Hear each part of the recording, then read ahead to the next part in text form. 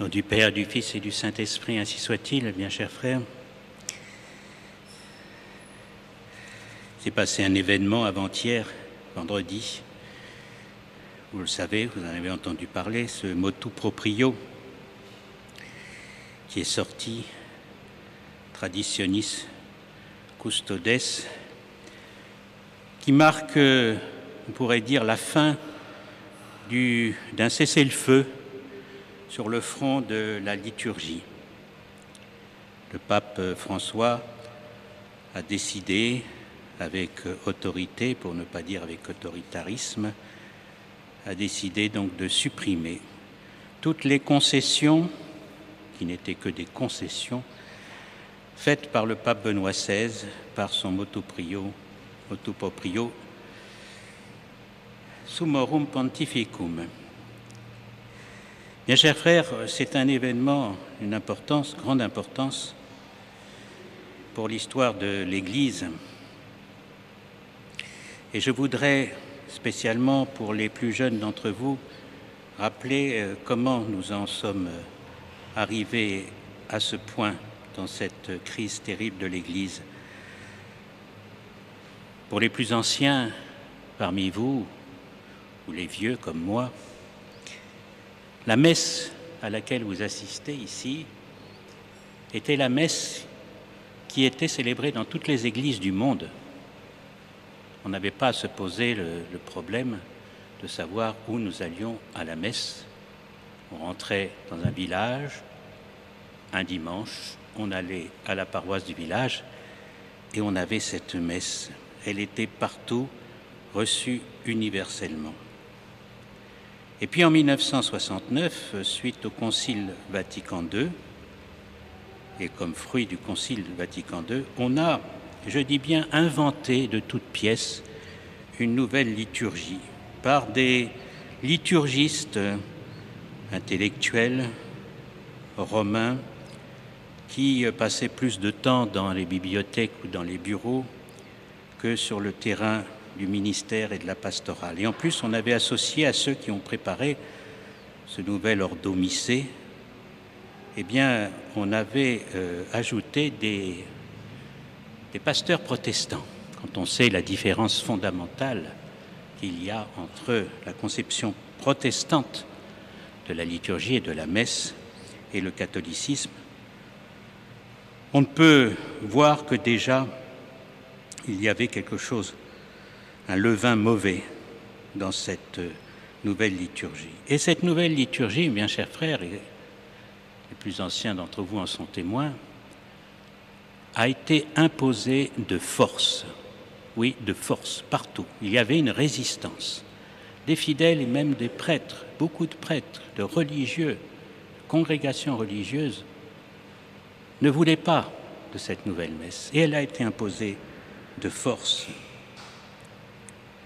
Cette nouvelle liturgie faisait silence sur des aspects essentiels du saint sacrifice de la messe, et spécialement sur son aspect propitiatoire. Et c'est pourquoi, à partir de 1970, il y a eu une réaction immédiate, donc à peine la promulgation de cette nouvelle messe, il y a eu une résistance, des gens qui ont dit non, on garde la messe traditionnelle.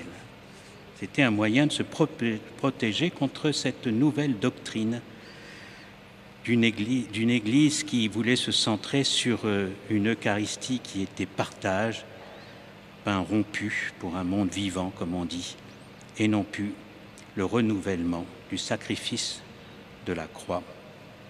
Et bien sûr, parmi eux, il y avait Monseigneur Lefebvre qui, dans ce but, pour maintenir cette conception traditionnelle du prêtre et de la messe, a fondé la fraternité sacerdotale Saint-Pie-X.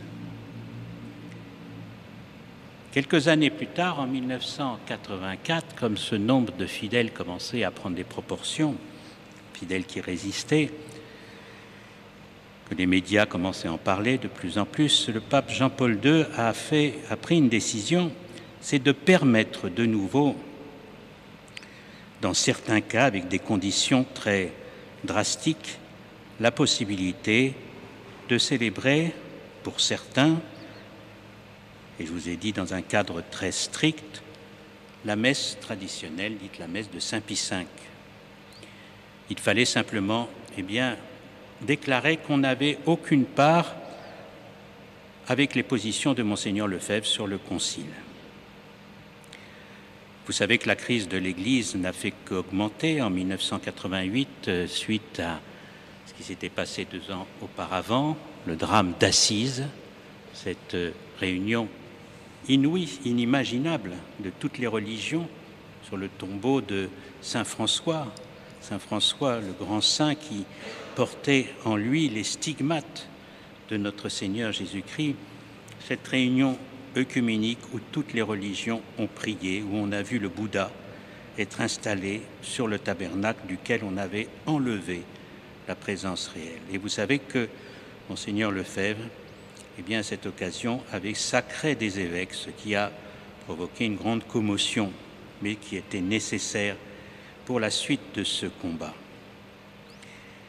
Et Rome a institué une commission, la commission Ecclesia Dei, destinée à accueillir tous ceux qui ne voulaient pas suivre, dixit, Monseigneur Lefebvre, dans son schisme, alors qu'il n'y avait pas de schisme. Voilà, donc la messe retrouvée, d'une certaine façon, droit de cité, mais là aussi, toujours ce nullam partem, il ne fallait pas avoir de lien avec ceux qui critiquaient Vatican II. Et en 2007, après l'élection du pape Benoît XVI, sans doute le pape Benoît XVI avait-il mauvaise conscience parce qu'il avait été préfet de la Congrégation pour la doctrine de la foi pendant les discussions avec Monseigneur Lefebvre.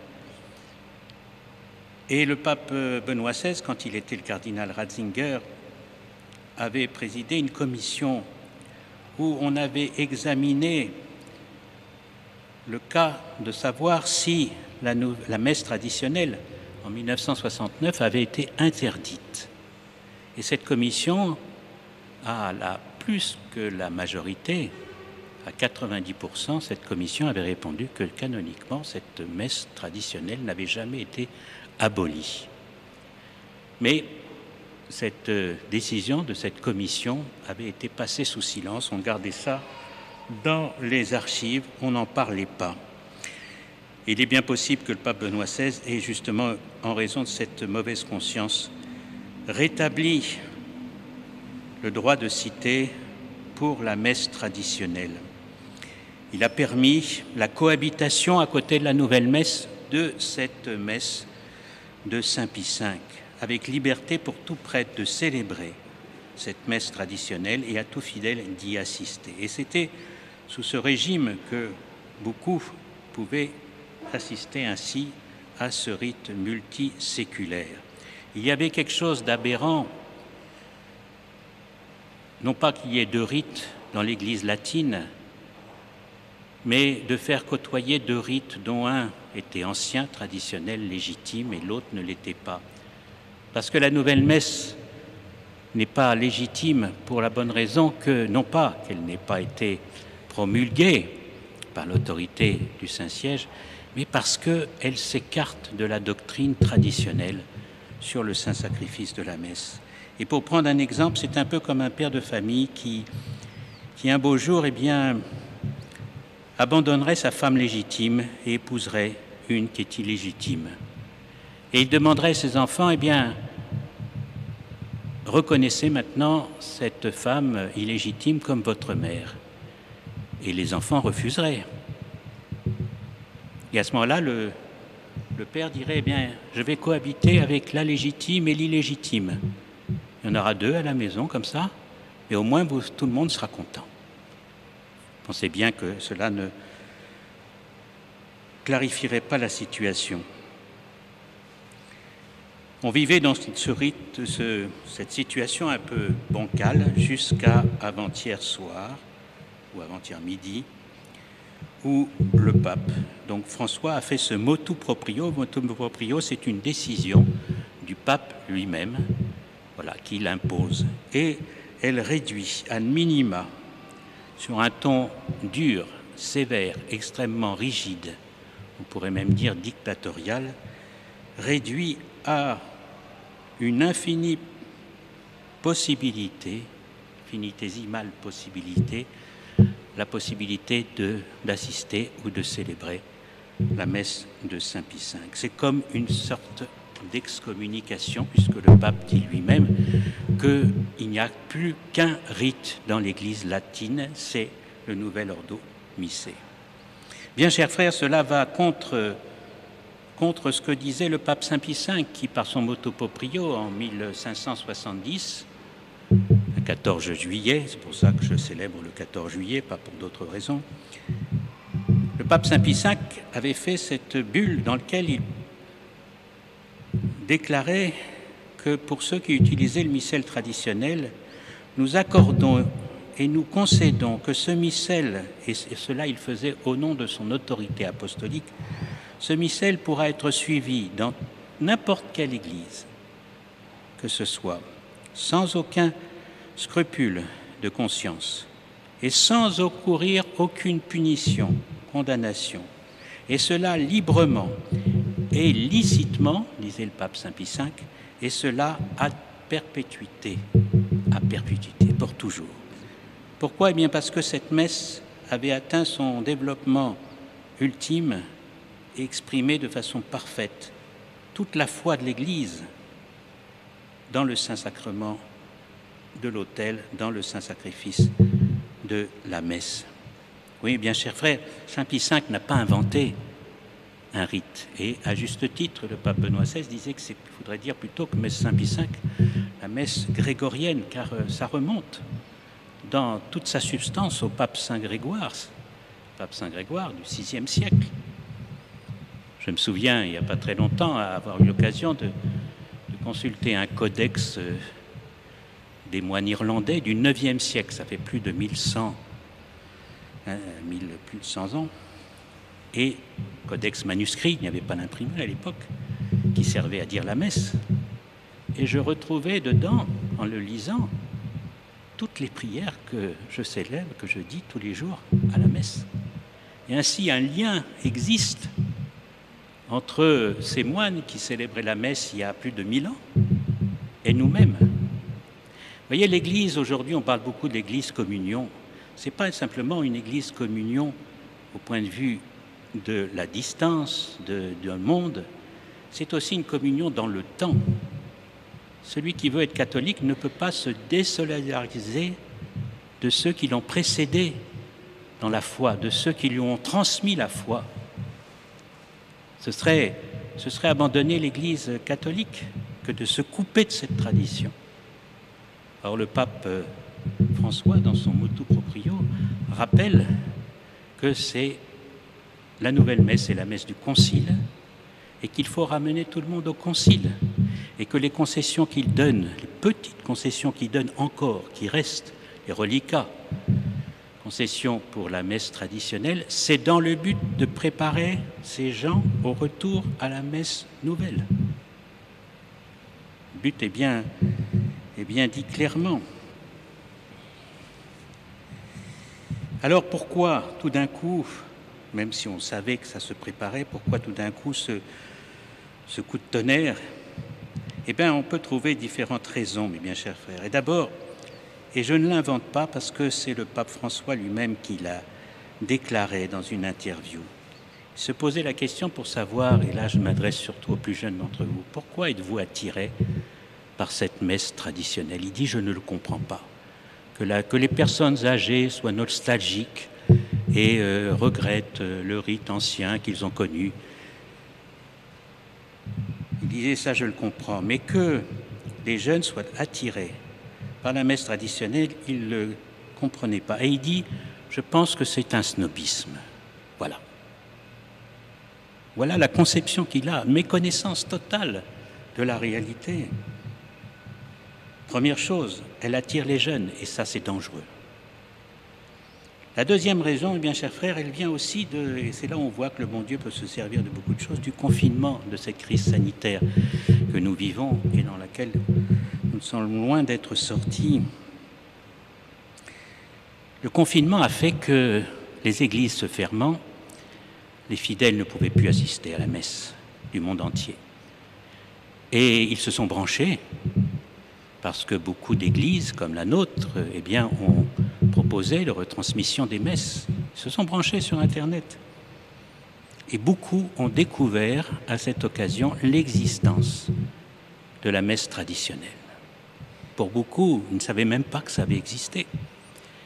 Et cela a créé un grand mouvement d'adhésion à cette messe. Et là aussi, ce n'est pas une idée que je me fais. Le pape lui-même l'a dit dans un discours récemment en Italie. Il a dit « Certains ont profité de la crise sanitaire pour utiliser les moyens sociaux pour diffuser cette liturgie, pour décider leurs idées fausses sur la liturgie. » Et puis aussi, parce que parmi les jeunes vocations, un certain nombre de jeunes vocations sont attirées par la messe traditionnelle. Et c'est la crainte de voir apparaître des prêtres qui, en découvrant cette messe traditionnelle, se mettent à la célébrer et à la proposer à leurs fidèles. Et puis la raison fondamentale, et là nous retrouvons l'esprit de Vatican II, c'est que cette messe, la messe traditionnelle, elle est anti-œcuménique. La messe de Paul VI, le Nouvel Ordo Missé, est œcuménique. D'ailleurs, les protestants disent que ça ne leur ferait aucun problème de célébrer la messe selon le Nouvel Ordo, mais pas la messe traditionnelle. Ils ne pourraient pas, disent-ils, en conscience. La messe traditionnelle, elle n'est pas œcuménique, elle est missionnaire. Vatican II a ouvert les portes à cet œcuménisme envers les religions non chrétiennes, envers les chrétiens séparés, parce que la messe de Saint Pie V, c'est la proclamation de la royauté de notre Seigneur Jésus-Christ qui règne par sa croix. Oui, bien chers frères, et ça c'est quelque chose qui touche profondément le pape François. Il ne veut pas de cette royauté du Christ. On a vu sous son pontificat, chose inouïe, réintroduire des idoles païennes au Vatican, la Pachamama, qu'on a essayé de faire passer pour une image soi-disant de la Vierge Marie, mais c'est une idole païenne, et une idole même luciférienne. En Amérique du Sud, tous ceux qui viennent de ces pays le savent, et ça ne l'a pas du tout gêné. Et aussi ces déclarations sur toutes les religions qui sont voulues par le Saint-Esprit, il le dit dans un document officiel. Vous savez, bien chers frères, il y a de grands théologiens anciens, qu'on ne peut pas accuser d'être dissidents, qui ont examiné la possibilité d'un pape schismatique. Et ils disent, ces théologiens, qu'un pape schismatique, ce serait un pape qui se couperait de la tradition de l'Église. N'en sommes-nous pas là? Alors, mes bien chers frères, la guerre va reprendre, ou du moins continuer. Nous sommes confortés dans nos positions par cette décision, j'allais dire dictatoriale, qui ne s'explique pas quand on voit la manière dont les communautés ecclésiadei pourtant ne critiquaient pas le concile et étaient relativement soft dans leur critique des errances de la nouvelle liturgie. Eh bien, ils sont frappés, terriblement frappés. La commission ecclésiastique est purement et simplement abolie, dissoute par le pape. Demandons à Notre-Dame des Victoires d'avoir cette confiance dans ce combat. Notre Seigneur vaincra. Il faut rappeler le droit de tout catholique et le répéter à suivre un rite qui exprime clairement, saintement et avec respect le culte dû à Dieu, la foi catholique en ce renouvellement perpétuel jusqu'à la fin des temps, en ce sacrifice de notre Seigneur renouvelé sur les autels et qui nous sauve. Au nom du Père et du Fils et du Saint-Esprit, ainsi soit-il.